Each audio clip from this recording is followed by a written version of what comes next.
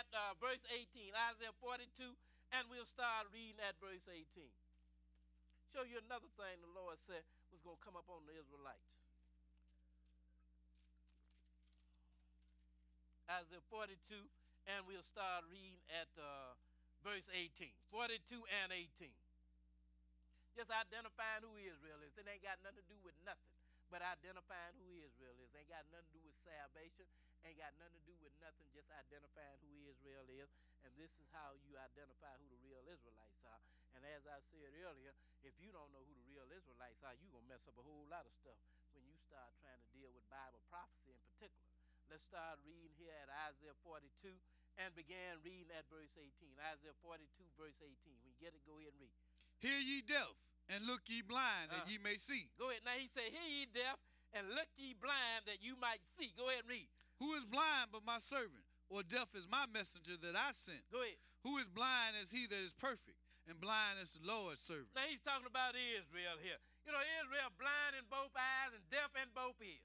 They don't hear nothing and they don't see nothing. You know, the Lord even said in the first chapter of Isaiah, he says, strangers dwell in your land. You're looking at them and you don't even consider it. Blind in both eyes and deaf in both ears. Hear ye deaf and see ye blind. Go ahead and read on. Seeing many things, but thou observest not. He said, you're looking right at it, but you ain't observing. I look at Israel right today. They looking at other people sitting in their land, and they look at other people fighting over their land, and they sitting there trying to figure out which one should have it. And it don't belong to neither one of them. You trying to side up. You got one on here, well, I think Ishmael, who the Arabs, should have it. And then you got others, I think the Jews who are really Edom should have it. Sitting there trying to decide. This is what the Lord mean here. You know, seeing many things, but yet you don't observe. And hearing many things, but yet you don't hear. Go ahead and read on. Opening the ears, but he heareth not. Go ahead and read. The Lord is well pleased for his righteousness. Go ahead. Say, he will magnify the law and make it honorable. Go ahead and read. But this is a people robbed and spoiled. He said, now this is a people that is robbed and spoiled. Then the Lord tell you by the mouth of Moses in the 28th chapter of Deuteronomy that they would be a people that would be spoiled evermore. Didn't he say that? That's right. So it's coming to pass then. He said, now this is a people that is robbed and spoiled. Go ahead and read. They are all of them snared in holes, and they are hid in prison houses. Now you want to know who Israel is, just go to your local jailhouse and see who make up the majority of the population in your local jailhouse, and that will tell you who Israel is. He said they are all of them, they are hid in prison houses. Go ahead and read on. They are for a prey, and none delivers. He said they are for a prey. In other words, somebody always praying on them. He said, and don't nobody deliver them. Go ahead and read on. For a spoil, and none saith restore. Now he said they are for a spoil, and nobody says restore. And nobody says restore, do they? Nobody at all. You know, they said restore to the Japanese, didn't they? After World War II, didn't they say restore? Yep. And then when they came over here and took the land from the Indians, then they said restore? Yep. But then when you ask for some reparations, what do they say? We ain't giving you nothing. And don't even ask no more. Because, you know, you got this thing been circling around for the last 2 or 3 years or 4 or 5 years or so. You know, you go into your lawmakers petitioning them with a piece of paper in your hand saying, we want some reparations. They say, get out of here with that mess, boy. We ain't restoring nothing. You understand? And the king brought you here and set you in this land, and you said restore, and they said, we ain't restoring nothing. This is what the book is talking about. He said they are for a spoil, and none said restore. Go ahead and read on. Who among you will give ear to this? Who will hear and hearken and hear for the time to come? Now you need to pay attention here, because the Lord telling you, you need to hearken and you need to hear for the time to come. Go ahead and read on. Who gave Jacob for a spoil and Israel to the robbers? Now who did that to you, Israel? I bet them old Gentiles did that to you, because you know how Israel is. They're always ready to blame the Gentiles for everything. I'm going to tell you right now, this ain't got nothing to do with no Gentile. This is strictly between Israel and his God. Who gave Israel for the spoil? Go ahead and read on. Did not the Lord? Did not the Lord did it? So now if you got a problem, don't have a problem with the rod, have a problem with the one that is wielding the rod. When the last time you saw a belt just hop up and start whooping somebody?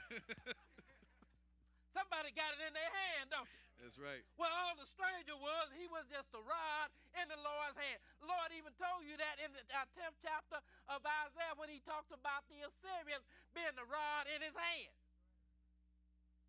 Who gave him to the spoil? Did not the Lord. And why did he do that? It's going to even tell you why he did that. Go ahead and read on. He against whom we have sinned. See what I'm saying? He against whom we have sinned because you refuse to obey the law. The Lord told you from the very start, all you got to do is obey these commandments, and then all of these blessings would come up on you, right? Then you would have to deal with these curses. You didn't have to deal with these curses. All you had to do was obey the commandments. Go ahead and read on. For they would not walk in his ways. See what it says? They would not walk in his ways. Go ahead and read. Neither were they obedient unto his law. Go ahead and read. Therefore he hath poured upon him the fury of his anger and the strength of battle. See what it said? Therefore the Lord hath poured upon you the fury of his anger and the strength of his battle. Go ahead and read. And they have set him on fire round about. Go ahead. Yet he knew it not. And it burned him. Yet he lay it not to heart. See, Israel getting whooped and they don't even consider. You know, if somebody whooping on your head, at least you should try to figure out why. You know, why is this happening to me? Israel don't even consider. The Lord then poured up on you the fear of his anger, and it say you do not even consider. Let's go now to Leviticus chapter 26, and we're gonna pick it up at verse 27. Leviticus 26, and we're gonna pick it up at verse 27. All you got to do is read these things and then find the people that they fit. That's all you have to do. Ain't nothing hard about this. Leviticus 26, and we'll begin reading at verse 27. Leviticus 26, and we'll start reading at verse 27. You know, we're going to show you how the Lord meant exactly what he said. We're going to show you how he did it in the past, and we're going to show you how he's still doing it this very day. Let's start reading at Leviticus 26 and verse 27. When you get it, go ahead and read, brother. And if ye would not for all this hearken unto me, but walk contrary unto me, go ahead. Then I will walk contrary unto you, also in fury. And I, even I, will chastise you 7 times for your sins. Now, Lord, he been telling, you know, if you read the whole 26th chapter of Leviticus here, he said, you know, if you walk contrary to me, then I'm going to do this to you. And then if you continue to walk contrary to me, then I'm going to punish you 7 more times for your sin. And then after that, if you still walk contrary to me, I'm going to punish you 7 more times for your sin.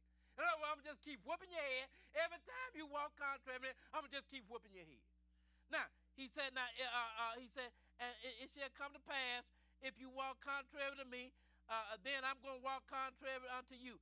And I'm going to chastise you yet 7 times for your sins. Go ahead and read on. And you shall eat the flesh of your sons, and the flesh of your daughters shall ye eat. Now, I can show you in the Bible where Israel actually did that, when the Lord was whipping on their head. We're not going to deal with all that today. Go ahead and read. I'm going to just show you some things that you can relate to even today. Go ahead and read on. And I will destroy your high places, and cut down your images, Go ahead. and cast your carcasses upon the carcasses of your idols, and my soul shall abhor you. Now, these high places, these were places where Israel went and worshiped gods other than the true and living God. So, Lord, I'm going to destroy them all. Go ahead and read on. And I will make your cities waste, and bring your sanctuaries unto desolation. Now, he said, I'm going to make your cities waste, and I'm going to bring your sanctuaries unto desolation. This is what he's saying that he's going to do to Israel if they continue to walk contrary unto him. And I'm going to show you the Lord meant exactly that. Go ahead and read on. And I will not smell the savor of your sweet odors. And I will bring the land into desolation, and your enemies which dwell therein shall be astonished at it. And I will scatter you among the heathen, and draw out a sword after you.